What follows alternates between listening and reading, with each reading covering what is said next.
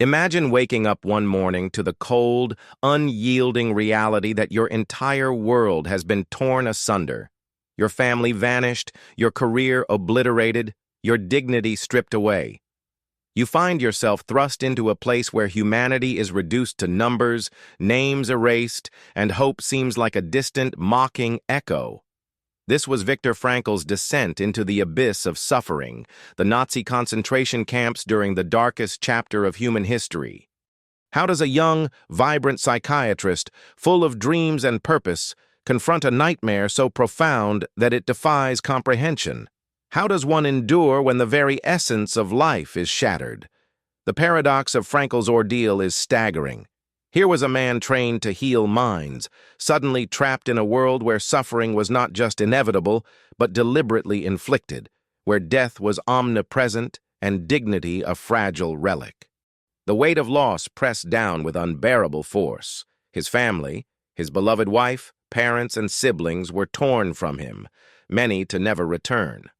His promising career, built on hope and scientific curiosity, was reduced to memories. The camps were a crucible of despair, where every breath was a battle against hunger, cold, and the incessant terror of annihilation. The question that haunted him and countless others was not abstract, but visceral. Why me? Why us? Why this endless torment? In the heart of this desolation, the initial response is often a maelstrom of despair and rage. Frankl, like many, wrestled with the temptation to assign blame on the Nazis, on fate, on existence itself. The mind, in its desperate attempt to make sense, seeks a culprit to target, a scapegoat to contain the chaos within. Yet this act of blaming, while seemingly a refuge, is also a trap. It anchors the soul in victimhood, chaining it to the very suffering that threatens to consume it. The pain is so immense, so absolutely devastating, that to face it without some form of externalized blame feels almost impossible. How does one confront a reality where cruelty is systematic, where the very value of human life is denied? Frankl's experience exposes an uncomfortable truth about human nature and suffering. In these darkest hours, the psyche is torn between two forces: the instinct to surrender to hopelessness, and the flicker of resistance that refuses to be extinguished. The camps were a theater of cruelty, designed to crush not only bodies, but spirits. Yet paradoxically, they also became a place where the most profound questions about meaning, freedom, and the human condition were forced into sharp relief. Frankl's descent into this inferno was not just physical, but existential, a confrontation with the abyss where many souls were swallowed whole. Yet, within this abyss, something extraordinary began to stir. Amidst the horror and degradation, Frankl observed a subtle but powerful phenomenon. Some prisoners, despite unimaginable suffering, retained a glimmer of their humanity. They preserved a quiet resilience, a stubborn refusal to be wholly broken. This observation planted a seed of profound insight that would later revolutionize psychology. It was as if, even in the most brutal conditions, a space existed where the human spirit could assert its freedom. But what was this freedom? And how was it possible when every external circumstance screamed oppression? This question, the question of freedom in the face of absolute powerlessness, would become the cornerstone of Frankl's philosophy.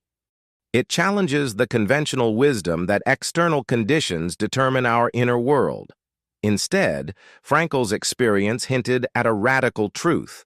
Between the stimulus of suffering and our response, there lies a space. It is in this space that freedom lives. The freedom to choose one's attitude, to find meaning even when all else is lost. This freedom is not granted by circumstance. It is an inner realm, an inviolable sanctuary of the soul. The struggle, then, is not merely to survive physically, but to preserve this freedom against all odds. As you imagine Frankl in this desolate landscape, stripped of everything, confronted by death daily, surrounded by despair, you begin to glimpse the magnitude of this inner battle. The external world was a relentless assault, but the true fight was internal. To resist the pull of nihilism, to reject the seductive ease of blame, to seek a reason to live when all seemed meaningless. The question, "Why me?" was not just an anguished cry, but a doorway, either to despair or to a deeper discovery. Would Frankl succumb to the abyss, or would he uncover a path beyond it? This is the crucible in which Frankl's transformation began. The abyss of suffering was not the end, but the beginning of a journey toward reclaiming dignity and autonomy in the most impossible conditions. It is here, at the edge of despair, that the seeds of self-affirmation and freedom take root, seeds that would one day blossom into a revolutionary understanding of human resilience and purpose. As we move forward, we will explore how Frankl's profound insight into this space of freedom between suffering and response became the foundation of his life's work. How he discovered that even in the darkest prisons, the human spirit can find a way to affirm itself, to seek meaning, and ultimately to transcend pain. This discovery is not just his story, but a beacon for anyone facing the shadows of life's deepest trials. If this glimpse into Frankl's descent stirs something within you, a question or a spark, then stay with me. Let us journey deeper into the heart of suffering and the revolutionary power of choosing one's attitude. Your own path to freedom may lie just beyond the next revelation. Don't forget to subscribe and leave a like if this story resonates, as we unravel the profound lessons Frankl left for us all. Imagine the crushing weight of a world lost, where every step forward is a battle against the shadows of despair, and every breath is a reminder of what has been stolen. Viktor Frankl, once a thriving psychiatrist with a future illuminated by promise, found himself plunged into the darkest abyss of human suffering. The question seared into his consciousness was not an abstract philosophical puzzle, but a visceral cry echoing through the hollow chambers of his soul. Why me? This question, simple yet devastating, became the relentless torment that gnawed at the edges of his being. In the silence between the clanging of barbed wire and the cold command of guards, Frankl wrestled with a tempest of emotions that threatened to consume him whole. The initial surge of despair was accompanied by a fierce, almost instinctual urge to assign blame. How could one not? When stripped of family, dignity, and the very essence of humanity, the mind desperately searches for a culprit, someone or something to hold responsible for the unbearable pain. Was it the Nazis, with their systematic cruelty? Was it fate's cruel hand? Or was it existence itself, indifferent and chaotic, condemning him to this hellish ordeal? This temptation to blame is a seductive refuge in the face of chaos. It offers a semblance of order, a target for rage and sorrow. Yet beneath this surface lies a perilous trap. As Frankl would come to understand, blame, while seemingly a shield, anchors the soul in victimhood. It chains the spirit to suffering, making escape all but impossible.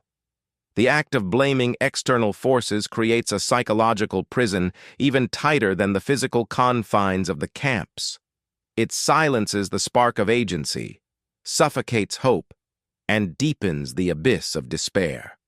This struggle between blame and surrender was not unique to Frankl, but a universal human ordeal. The camps were designed to strip away identity and autonomy, reducing individuals to mere shadows of themselves. The pervasive cruelty was not only physical, but existential, pressing the psyche to the brink of annihilation. In such conditions, the mind oscillates between the abyss of nihilism and the faint glimmer of resistance. The question, "Why me?" hung like a specter, threatening to drown the spirit in hopelessness or, if met with courage, to unlock a profound shift in perception. Frankl's predicament exposes a profound psychological paradox. The external world may be an unrelenting source of suffering, but the internal world, the realm of choice, remains untouched, even in the most brutal circumstances. He observed prisoners whose bodies were broken, yet whose spirits flickered with a stubborn resilience. This observation planted the seed of a revolutionary insight. Between the stimulus of suffering and the response to it, there exists a space, a psychological gap where freedom resides. This space, invisible yet inviolable, is where the human being retains the power to choose attitude and meaning. But why is this space so elusive? Because in the immediate grip of pain, the mind yearns for certainty and cause. Blaming others or fate simplifies the chaos, providing a narrative that makes the incomprehensible bearable, at least superficially. It's easier to rail against an enemy than to confront the terrifying void of meaninglessness.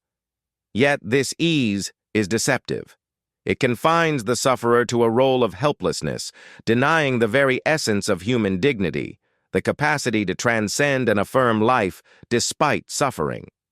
Frankl's internal battle was a microcosm of the existential struggle faced by millions, caught between the abyss of despair and the faint light of freedom. The camps were a stage where the human spirit was tested to its limits, where despair could have easily consumed the last flicker of hope. Yet within this crucible, Frankl glimpsed a different path, not one paved by blame or resignation, but by choice and meaning. This path demanded a radical redefinition of freedom, not as the absence of suffering, but as the power to choose one's response to it. As you envision Frankl in this landscape of desolation, you see not just a victim, but a man confronting the profound question of his own agency. The temptation to blame was a siren song, promising release from responsibility, but delivering only chains. The question, "Why me?" was both a wound and a doorway, a threshold where despair could either devour or transform. The struggle to resist blame was the first step toward reclaiming a realm of inner freedom, a sanctuary untouched by external cruelty. This internal conflict sets the stage for a revolutionary discovery, one that would redefine the very nature of human resilience and purpose. Frankl's journey beyond blame reveals that the essence of freedom is not in changing the world around us, often impossible, but in the sacred space within, where we choose how to face our suffering. It is here, in this hidden sanctuary, that the seeds of self-affirmation and meaning take root. As we move forward, we will explore how Frankl's profound insight into this space of freedom became the foundation of his life's work. We will see how he transformed the torment of "why me" into a question of "what now?", a call to find purpose amidst pain, to affirm life in the face of death. This discovery is not just a historical lesson, but a beacon for all who face the shadows of life's deepest trials. The journey from blame to self-affirmation is the crucible of true human freedom. Stay with me as we delve deeper into this transformative insight. The revelation that even in the darkest prisons, the human spirit can choose its attitude, find meaning, and transcend suffering. The path ahead is not easy, but it is where true liberation begins. If this story stirs something within you, a flicker of hope or a whisper of courage, be sure to subscribe and leave a like. Your own journey toward freedom and meaning awaits just beyond this next step. Imagine yourself trapped in a place where every moment is a fight for survival, where the simplest act, a breath, a step, a glance, carries the weight of despair and the threat of death. Viktor Frankl's experience in the Nazi concentration camps was not just a physical imprisonment. It was an existential crucible, one that stripped away every external certainty and forced him into the deepest confrontation with what it means to be human. Yet, amid this desolation, Frankl discovered a phenomenon that would forever alter the understanding of suffering and freedom. A space, a narrow, invisible gap between what happens to us and how we respond. This space is not a luxury, but a radical core of human freedom, a sanctuary untouched by the chains of circumstance. It is the gap where the mind and spirit exercise their most profound power, the freedom to choose one's attitude. Picture this. The world around you is chaos, cruelty, and pain beyond imagining. Yet, within you, there is a flicker, a moment of pause before the torrent of reaction sweeps you away. In this pause, you find the seed of possibility. What will you do with this space? Will you surrender to bitterness and blame, or will you assert your dignity, affirm your life, and seek meaning beyond the horror? Frankl's insight emerged from watching fellow prisoners, some broken in body but unyielding in spirit. He noticed how certain individuals, despite the unimaginable suffering and relentless dehumanization, managed to preserve a spark of hope, a stubborn refusal to be reduced to despair. Their secret was not denial of pain, but an active choice in how to face it. This choice, Frankl realized, was the ultimate expression of human agency, a freedom that even the most brutal oppressors could not steal. Why is this space so crucial? Because it represents a profound truth about existence.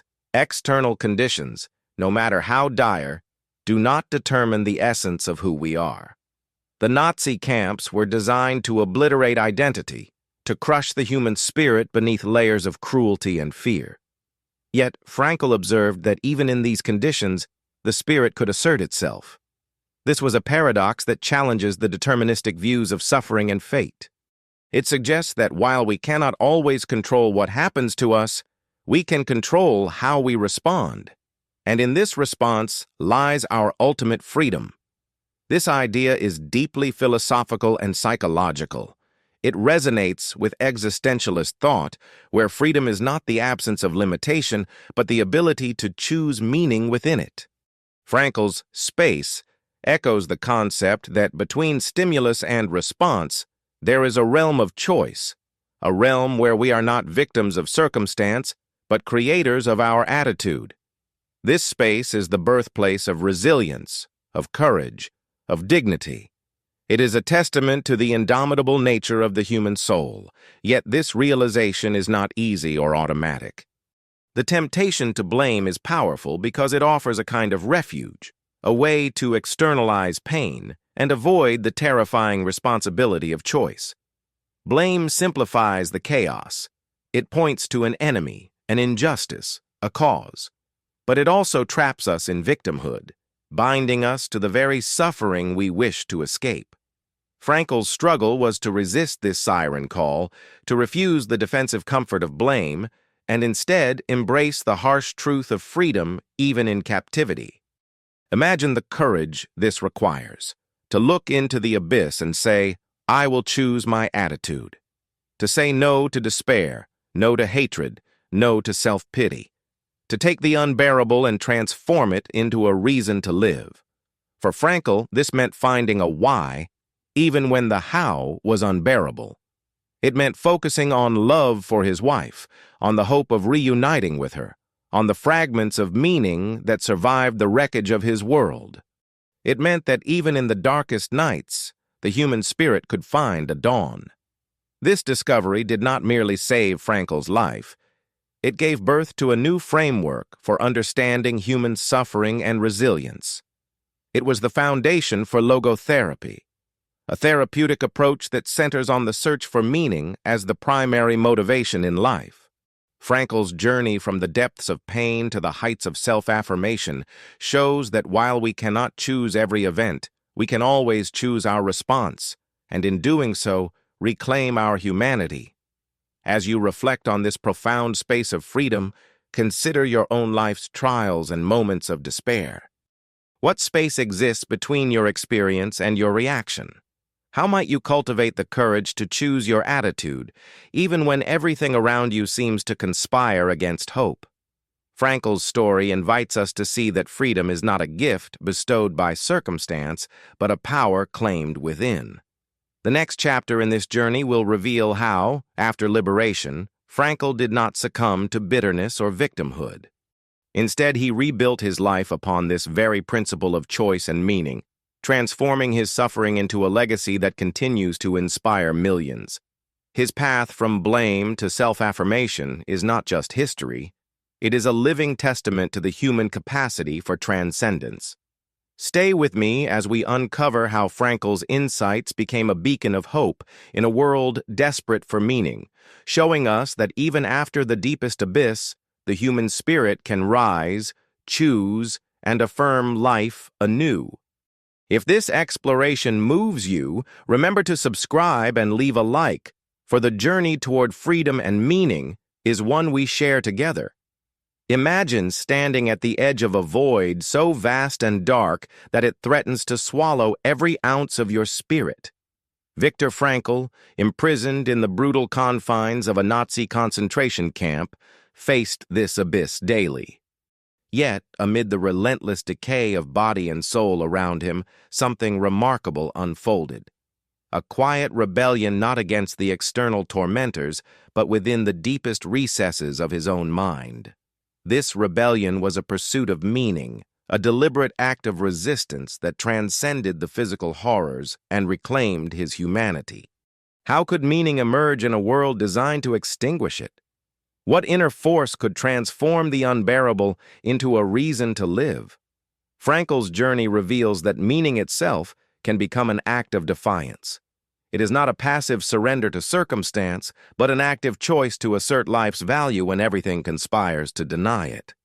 In the camps, where every day was a struggle against dehumanization, Frankl observed that those who found a purpose beyond their suffering, whether it was love, hope, or a mission yet unfinished, held on to a vital spark that sustained them. This spark was not merely psychological comfort, it was the lifeline between despair and survival. Meaning became a shield, a sword, and a sanctuary. The essence of Frankl's insight lies in the recognition that suffering, no matter how excruciating, is not the final word on existence. He discovered that while pain is inevitable, suffering becomes bearable when anchored by a why, a reason that transcends the moment's agony. This why is deeply personal, unique to each individual's story. For Frankl, it was the love for his wife, the hope to embrace her once more, and the commitment to preserve the dignity and values that even the camps could not annihilate. This pursuit of meaning was a radical act of inner liberation, a reclaiming of agency when external freedom was stripped away. But how does one find this meaning amid chaos?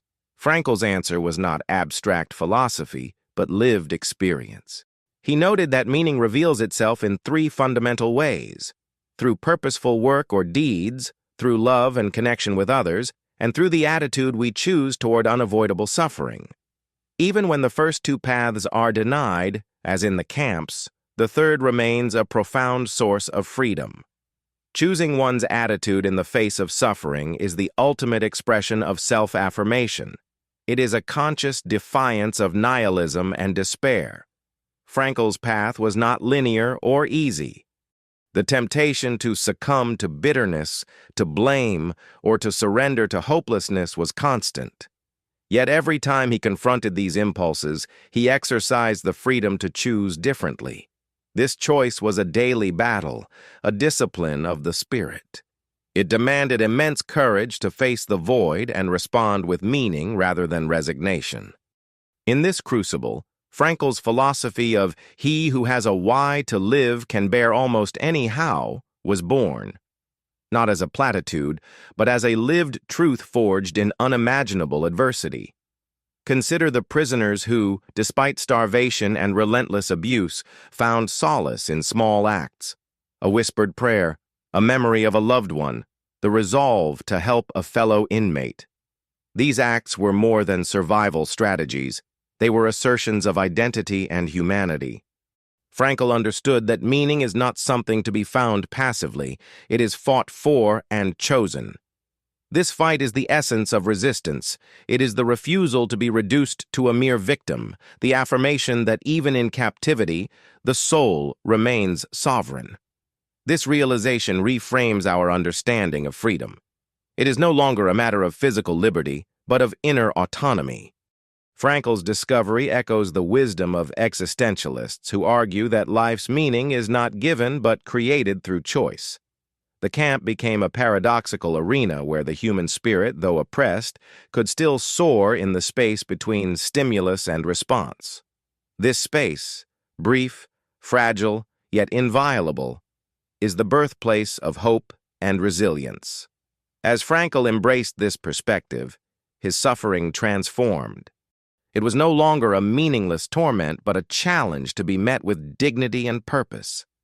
This transformation was not denial of pain, but a profound acceptance that gave pain a new dimension. It became a gateway to self-transcendence. Frankl's survival was not merely physical endurance, but a triumph of meaning over despair. This journey from the depths of despair to the affirmation of life is not unique to Frankl. It is a universal human possibility. His story invites us to look inward, to find that elusive space within ourselves where freedom resides. It challenges us to ask, what meaning can we claim in our darkest moments? How might we choose our attitude when external circumstances seem overwhelming? Frankl's path shows us that even when stripped of everything, we retain the power to find purpose and affirm life. As we prepare to explore the aftermath of Frankl's liberation, we will see how this radical choice shaped not only his survival, but the foundation of a new psychological paradigm, logotherapy. His story moves beyond personal resilience to a legacy that illuminates the human capacity for meaning amidst suffering. The next chapter reveals how Frankl reconstructed his shattered world, transforming agony into a beacon of hope for millions. Stay with me as we uncover how the journey from blame to self-affirmation culminates in a profound testament to the freedom inherent in choosing one's own path. If this resonates, don't forget to subscribe and leave a like. Your own search for meaning continues just ahead. Imagine the weight of a shattered world resting on your shoulders, the fragments of family, dreams, and identity scattered beyond reach. Viktor Frankl emerged from the ashes of the concentration camps, not as a broken man, but as a beacon of profound insight and unfathomable resilience. The horrors he endured could have anchored him in bitterness or despair, yet instead, they forged the foundation of a revolutionary legacy, the birth of logotherapy, and the triumph of self-affirmation. Frankl's liberation was not the end of his struggle. It was the beginning of a new journey, one where he faced the immense void left by loss with the same courage that had sustained him through the camps. The world he returned to was unrecognizable, stripped of the people he loved and the life he had built. But within this desolation lay a choice: succumb to the weight of victimhood or rise to affirm life's meaning despite it all. Frankl chose the latter, embodying the very freedom he had discovered amid suffering, the freedom to choose his response. This choice was not abstract or facile. It was a daily act of self-assertion. Frankl's insight into the space between stimulus and response, where human freedom resides, became the cornerstone of logotherapy, a therapeutic approach centered on the search for meaning as the primary human motivation. Unlike therapies focused on pleasure or power, logotherapy recognized that meaning is the compass by which we navigate even the darkest labyrinths of existence. Frankl's own life was its living testament. He channeled his trauma and revelations into his work, writing Man's Search for Meaning, a profound narrative that transcends time and circumstance. This book is not merely a memoir of suffering, but a manual for inner liberation, showing that even when external freedoms are stripped away, the inner realm of choice remains inviolable. Frankl's message resounds: suffering, while inevitable, need not be meaningless. It can be transformed into a crucible for growth, dignity, and purpose.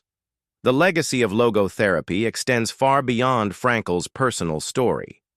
It speaks to the universal human condition, the relentless quest to find significance amidst chaos, to reclaim autonomy when the world seems determined to crush it. Frankl's philosophy challenges us to confront life's inevitable pain, not with despair or blame, but with the question, what is the meaning I can create here? This question ignites a radical empowerment, turning the victim's plight into the hero's journey. Consider the countless individuals who have drawn strength from Frankl's teachings, those grappling with loss, illness, addiction, or the quiet despair of aging. His work offers a beacon of hope, especially to those in their golden years who may wrestle with overthinking, loneliness, or the shadows of past betrayals. It reminds us that freedom is not the absence of hardship, but the mastery of our inner attitude. It affirms that our authentic self, our dignity, and our capacity for love and purpose endure beyond circumstance. Frankl's triumph was not in escaping suffering, but in transcending it, not in erasing pain, but in redefining it. He demonstrated that the human spirit's ultimate victory lies in self-affirmation, choosing meaning, embracing responsibility, and asserting one's inner freedom even when the external world is unforgiving. This is a legacy written not in grand gestures, but in the quiet resolve of each moment's choice. As you reflect on Frankl's journey, from the depths of the camps to the heights of human understanding, feel the stirring of possibility within yourself. The power to affirm life, to seek purpose beyond pain, to reclaim freedom through choice, lies within your reach. The tragedy of loss can become the soil from which new meaning blossoms. The question, why me, can transform into what now? A call to courage, to growth, to self-affirmation. Let Frankl's story be a mirror reflecting your own strength, a guide illuminating the path through life's darkest nights. His legacy invites you to step into the space of freedom within, to embrace the profound truth that, no matter what has been lost, your spirit remains sovereign. This is not just a story of survival. It is a testament to the enduring power of meaning and the unbreakable dignity of the human soul.